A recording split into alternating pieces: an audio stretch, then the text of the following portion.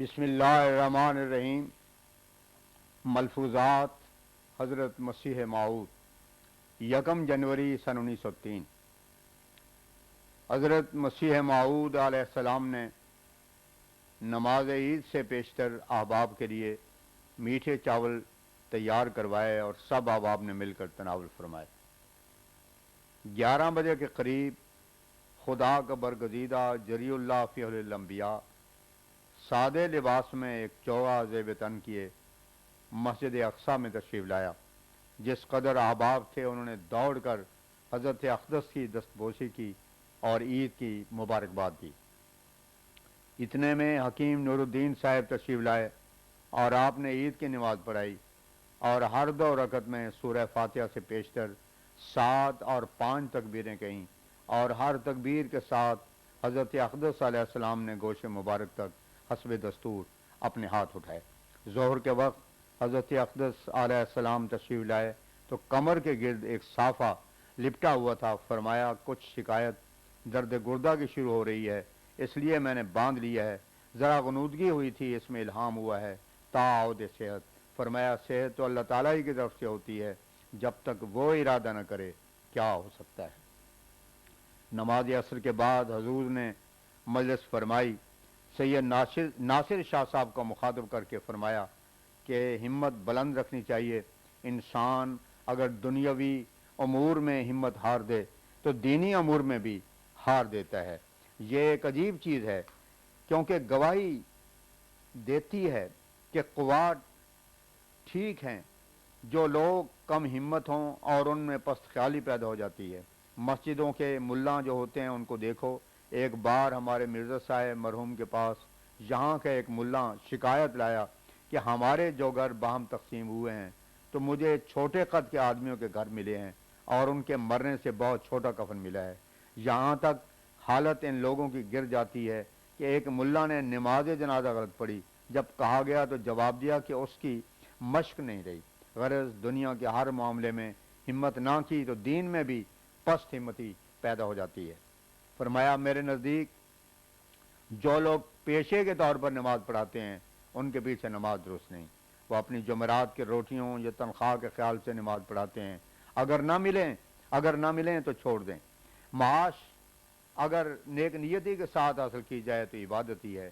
جب آدمی کسی کام کے ساتھ موافقت کر لے اور پکا ارادہ کر لے تو تکلیف نہیں ہوتی، وہ سہل ہو جاتا ہے۔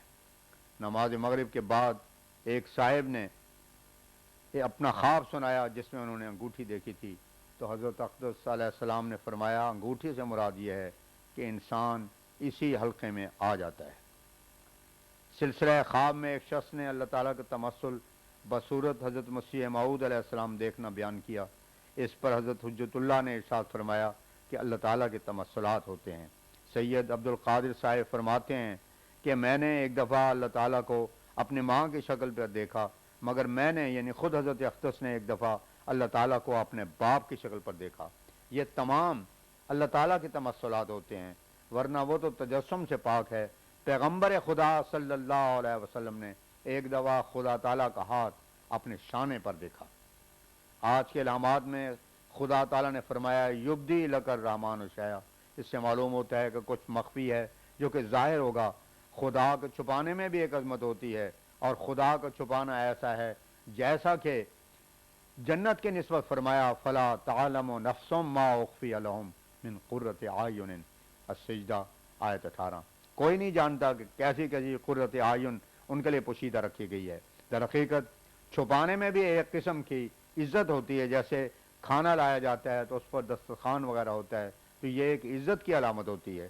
یبدی لک الرحمن بھی دلالت کرتا ہے کہ میں تمہارے لیے کچھ ظاہر کروں گا، یعنی کوئی شے ہے کہ سو چھپائی ہوئی ہے۔ میں کہتا ہوں کہ میری جماعت نصائح سے درست نہ ہوگی بلکہ نشانوں سے درست ہوگی۔ دہریت کی جڑ جب اندر ہوتی ہے تو قاعدے کی بات ہے کہ اثر نہیں ہوا کرتا۔ خدا کو خدا کے ہی ذریعے سے پہچان سکتے ہیں۔ دنیا میں جس شے کی معرفت انسان کو حاصل ہو جاتی ہے تو اس کی عظمت بھی اس پر کھل جاتی ہے، اس وقت وہ اس سے متاثر ہوتا ہے۔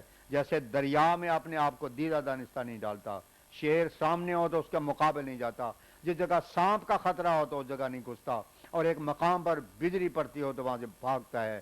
ایک طرف تو یہ لوگ دعویٰ امت کا کرتے ہیں، دوسری طرف کرتوت ایسی ہے کہ خدا کی بنا تو اس کے کیا معنی ہوئے۔ فرمایا ایک میرا گزشتہ ایام کا الہام ہے، یہاں ذکر کرنا یاد نہ رہا، وہ یہ ہے انی انا الصاعقہ۔ مولانا عبد الکریم صاحب نے عرض کی کہ یہ اللہ تعالیٰ کا نیا اسم ہے، آج تک کبھی نہیں سنا۔ حضرت اقدس نے فرمایا بے شک اسی تعاون کی نسبت جو الہامات ہیں وہ بھی ہیں، جیسے افطرو و سومو، یہ بھی کیسے لطیف الفاظ ہیں۔ گویا خدا تعالیٰ فرماتا ہے کہ تعاون کے متعلق میرے دو کام ہوں گے، کچھ حصہ چپ رہوں گا یعنی روزہ رکھوں گا اور کچھ افطار کروں گا، اور یہی واقعہ ہم چند سال سے دیکھتے ہیں۔ شدت گرمی اور شدت سردی کے موسم میں تعاون دب جاتی ہے، گویا وہ سوموں کی حالت ہے، اور فروری مارچ اکتوبر وغیرہ میں زور کرتی ہے، وہ گویا افطار کا وقت ہوتا ہے۔ اور اسی لطیف کلام میں سے انی انا الصاعقہ۔ ایک نے عرض کی کہ نماز میں لذت کچھ نہیں آتی۔ حضرت اقدس علیہ السلام نے ارشاد فرمایا نماز بھی ہو، نماز سے پیشتر ایمان شرط ہے۔ ایک ہندو اگر نماز پڑھے گا تو اسے کیا فائدہ ہوگا؟ جس کا ایمان قوی ہوگا وہ دیکھے گا کہ نماز میں کیسی لذت ہے، اور اس سے اول معرفت ہے جو خدا تعالیٰ کے فضل سے آتی ہے، اور کچھ اس کی طینت سے آتی ہے۔ جو محمود فطرت والے مناسب حال اس کے فضل ہوتے ہیں اور اس کے اہل ہوتے ہیں، انہی پر فضل بھی کرتا ہے۔ ہاں یہ بھی لازم ہے کہ جیسے دنیا کی راہ میں کوشش کرتا ہے ویسے ہی خدا کے راہ میں بھی کرے۔ پنجابی میں ایک مثل ہے جو منگے سو مر رہے، مرے سو منگن جا۔ لوگ کہتے ہیں کہ دعا کرو، دعا کرنا مرنا ہوتا ہے۔ اس پنجابی مصرے کے یہی معنی ہیں کہ جس پر نہایت درجے کا اضطراب ہوتا ہے وہ دعا کرتے ہیں۔ دعا میں ایک موت ہے، اور اس کا بڑا اثر یہی ہوتا ہے کہ انسان ایک طرح سے مر جاتا ہے۔ مثلا ایک انسان ایک قطرہ پانی کا پی کر اگر دعویٰ کرے کہ میری پیاس بجھ گئی ہے، یا یہ کہ اسے بڑی پیاس تھی تو وہ جھوٹا ہے۔ ہاں اگر پیالہ بھر کر پیوے تو اس بات کی تصدیق ہوگی۔ پوری سوزش اور گدازش کے ساتھ جب دعا کی جاتی ہے، حتیٰ کہ روح گداز ہو کر آستانہ الہی پر گر جاتی ہے، اسی کا نام دعا ہے۔ اور الہی سنت یہی ہے کہ جب ایسی دعا ہوتی ہے تو خدا بند تعالیٰ یا تو اسے قبول کرتا ہے اور یا اسے جواب دیتا ہے۔ اس مقام پر سائل نے عرض کیا کہ جواب کیسے دیتا ہے؟ حضرت اقدس نے فرمایا بات کر کے بتلا دیتا ہے۔ سائل نے کہا کہ خدا کیسے بات کرتا ہے؟ فرمایا خدا کے فرشتے کلام کرتے ہیں، اکثر دفعہ خدا کے فرشتوں نے ہمارے ساتھ کلام کی ہے۔ مکالمات الہیہ میں ایسا محسوس ہوتا ہے کہ اللہ تعالیٰ اپنے بندے کی زبان پر کلام جاری کر رہا ہے، اور وہ ایسی طاقت اور شدت سے ہوتا ہے کہ جیسے ایک فولادی میخ تنستی جاتی ہے، ایسی لطافت ہوتی ہے کہ گویا خدا کا کلام ہے۔ نماز پڑھو اور تدبر سے پڑھو، اور ادعیہ معصورہ کے بعد اپنی زبان میں دعائیں مانگنی مطلق حرام نہیں ہے۔ جب گدازش ہو تو سمجھو کہ مجھے موقع دیا گیا ہے، اس وقت کثرت سے مانگو، اس قدر مانگو کہ اس نقطہ تک پہنچو گے جس سے رقت پیدا ہو جاوے۔ یہ بات اختیاری نہیں ہوتی، خدا تعالیٰ کی طرف سے ترشحات ہوتے ہیں۔ اس کوچہ میں اول انسان کو تکلیف ہوتی ہے، مگر ایک دفعہ چاشنی معلوم ہوگی تو پھر سمجھے گا کہ جب اجنبیت جاتی رہے گی اور نظارہ قدرت الہی دیکھ لے گا تو پھر پیچھا نہ چھوڑے گا۔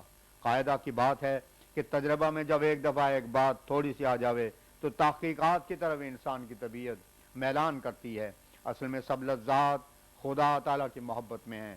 ملعون لوگ یعنی جو خدا سے دور ہیں، جو زندگی بسر کرتے ہیں، وہ کیا زندگی ہے؟ بادشاہ اور سلاطین کی کیا زندگیاں ہیں، مثل بائم کے ہیں۔ جب انسان مومن ہوتا ہے تو خود ان سے نفرت کرتا ہے۔ دہلی کے جلسے میں جو لوگ بڑے شوق سے جاتے ہیں، سوائے اس کے کہ وہاں بعض مسخ شدہ شکلوں کو دیکھیں، اور کیا دیکھیں گے؟ یہ لوگ ایسے دور دراز خیالات میں آ کر پڑے ہیں کہ جب فرشتہ آ کر جان نکالے گا تو اس وقت ان کو حسرت ہوگی۔